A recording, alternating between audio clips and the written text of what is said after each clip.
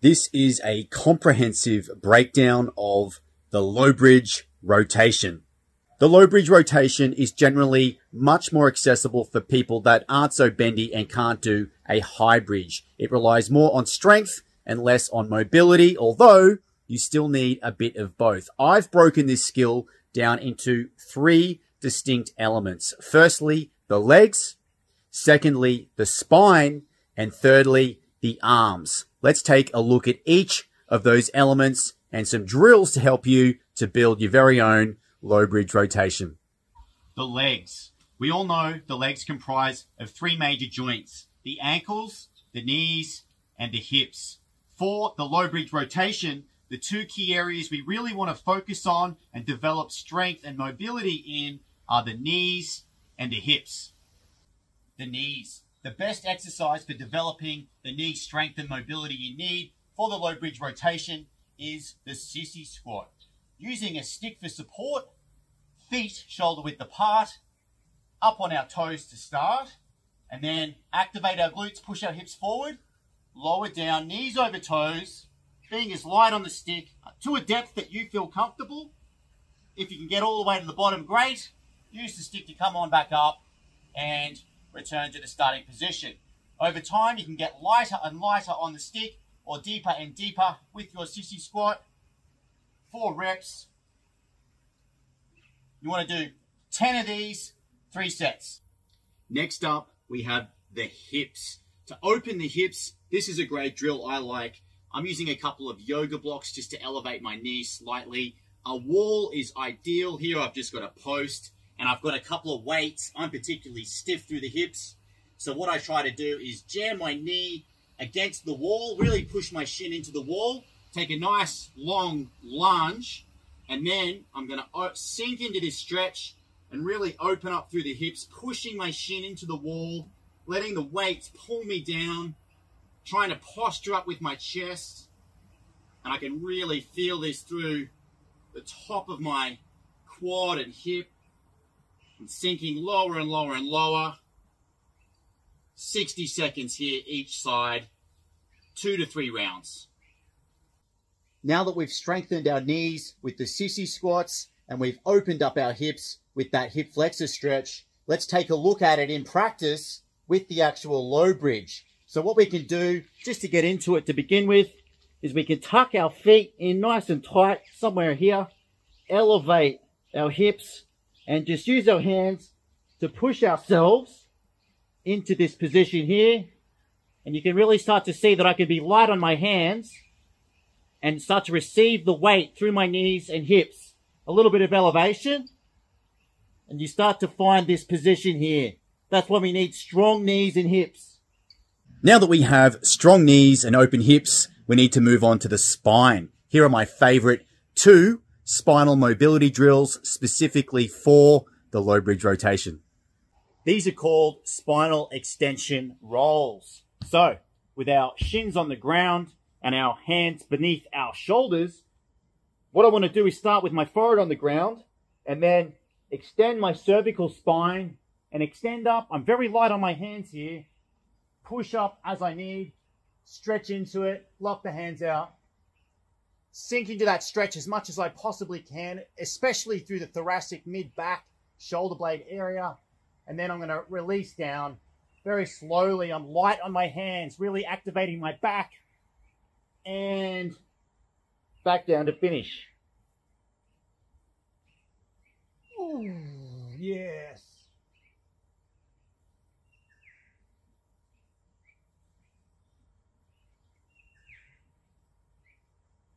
Notice the segmentation here.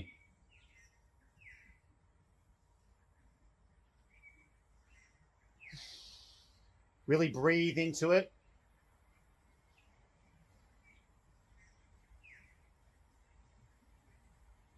The goal is to use your back muscles and just use the hands as a little bit of support. After you've done 3 sets of 10 of those back extension rolls, come on over and give something like this a try. Foam roller on a stool, a stretchy band, which you can connect, like so. Position it near something like what I have here. It could be the dining room table if you really wanted to. And then what you want to do is get the shoulder blades underneath, on top of the foam roller, positioned somewhere beneath my shoulder blades. Grab a hold, and then what I'm trying to do is sink down into this stretch. Oh, it's beautiful. And then you can play around with the hip position here. A little bit of posterior tilt, a bit of elevation, push through the shoulder blades. Oh.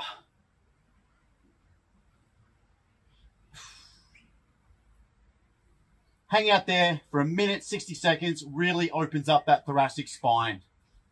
I know what you're thinking. I'm ready for my low bridge rotation. Hold your horses, not just yet. The arms, element 3. Let's have a look at the shoulders, what they need to do for the low bridge rotation. What we need from our shoulders in the low bridge rotation is we need some external rotation, particularly since we not only have to reach behind ourselves, but we also have to load up each arm in isolation. So we need a lot of strength and integrity in that shoulder joint, as well as mobility. So this is the first strengthening drill I like to do to develop that strength in the shoulder for that externally rotated position. Putting the elbow on a knee like this with a very light weight, you can generate the movement for this from the shoulder itself. Notice I'm not using my torso, I'm really using my rotator cuff muscles, particularly in behind the shoulder, to generate that force. As far back as you can go, give it a squeeze, and control descent. You want to do 10 of these, 3 sets, each arm. Finally, what I like to do for that external shoulder rotation is take a dowel or a stick, put it behind the elbow, grab the underside of it, and really practice keeping my hips and spine neutral, but rotating the wrist and arm backwards to try and create that external rotation. And then what you want to do is like put some force upwards with the hand as though I'm pulling it this way for 5 seconds and relax. And then you can get a bit deeper. Hold it there for 5.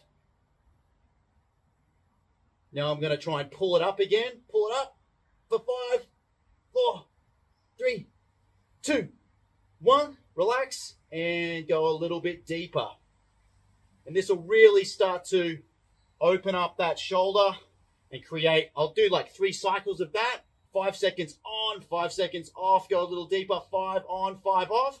And you should get a lot more range in that shoulder, which is going to come in very handy for our low bridge rotation.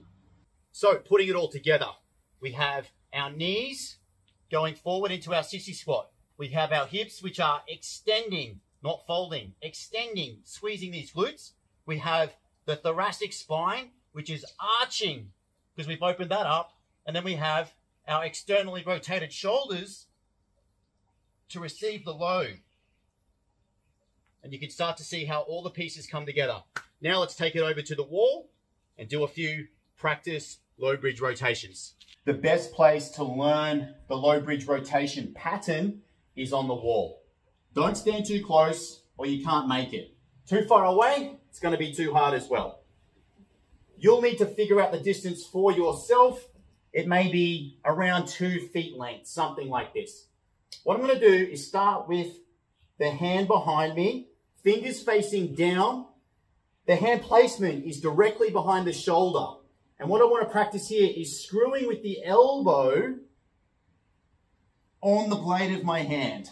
See how I did that? I'm pivoting on the blade of my hand, and the elbow is really driving that movement like this. When we get to the top, I want to use the second hand to make a big circle over, and then my hands will meet in the middle. You'll see. Watch this. Screwing this hand over, sissy squat forward with the knees, extend through the hips, and now my fingers should almost be touching in the middle above my head, and now I'm exiting out the other side by corkscrewing the other arm in the opposite direction. To enter again, I'm going to screw my left hand now and draw a big circle with my other hand. Sissy squat forward, reach, touch, and exit. Reach, touch, and exit. This second hand becomes important for a nice big circle. Notice too, I'm using my sissy squat to push forward. Over time, we can lower this down, lower and lower.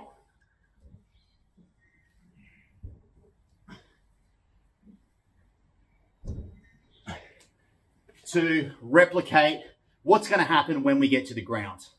Once you're feeling comfortable on the wall, you can take it down to a box on a diagonal angle like this.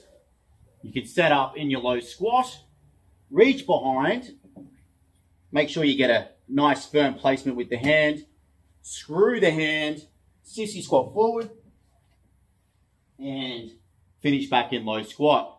Circle with the other hand, over, like so. Now it's time to take it to the floor. So, from our low squat position, we reach behind, directly behind the shoulder. We need to send our weight forward into our sissy squat as we screw the hand, reach behind, and just start with a half rep, and then back. Other side, half rep, and back. Notice how far I'm shooting my knees forward so that my weight transfers forward and it starts to make my hands lighter.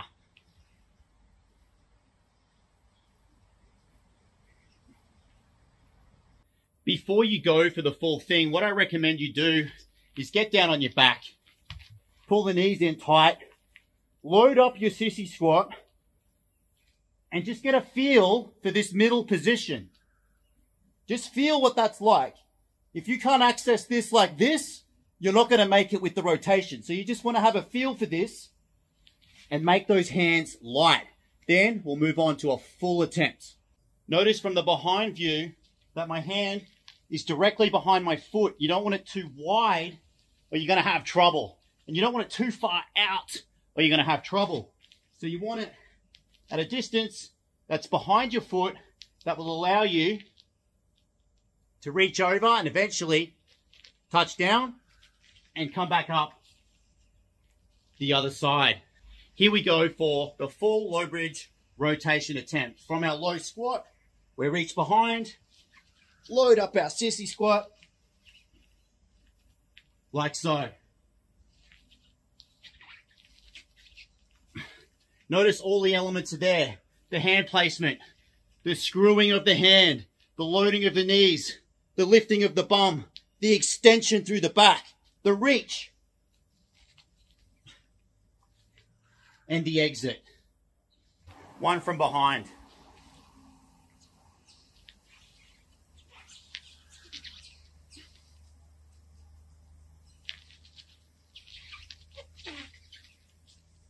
I've seen people do this one that are almost flat, that have almost zero thoracic extension, and yet they can still do it because they can push their knees so far forward that their hands is very, very light. But the more extension that you can have, the easier it is to get your hands down. So if you're going to be flat because you don't have much extension, try to get the knees further forward. But if you have a bit of extension, you can be a little bit further this way as long as you lift.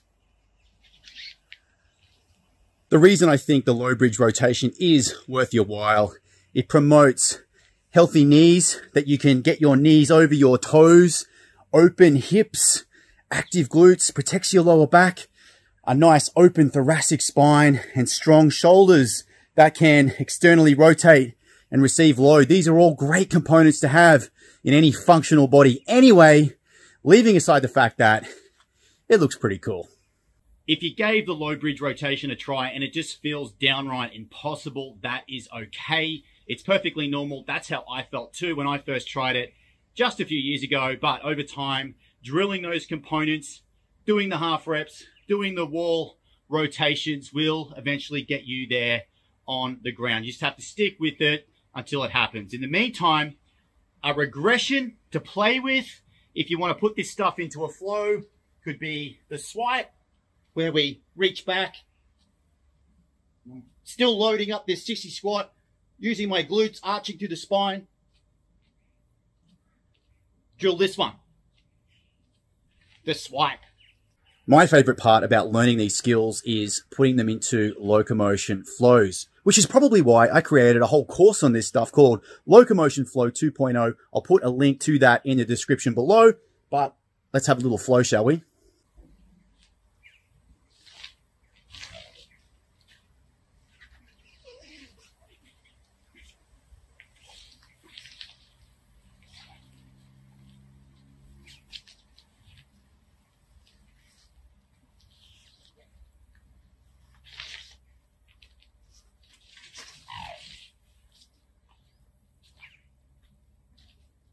Well, that's it for today's video, guys. I hope you got something out of this. If you did, hit me with a thumbs up, drop me a comment, subscribe, and I'll see you in the next video.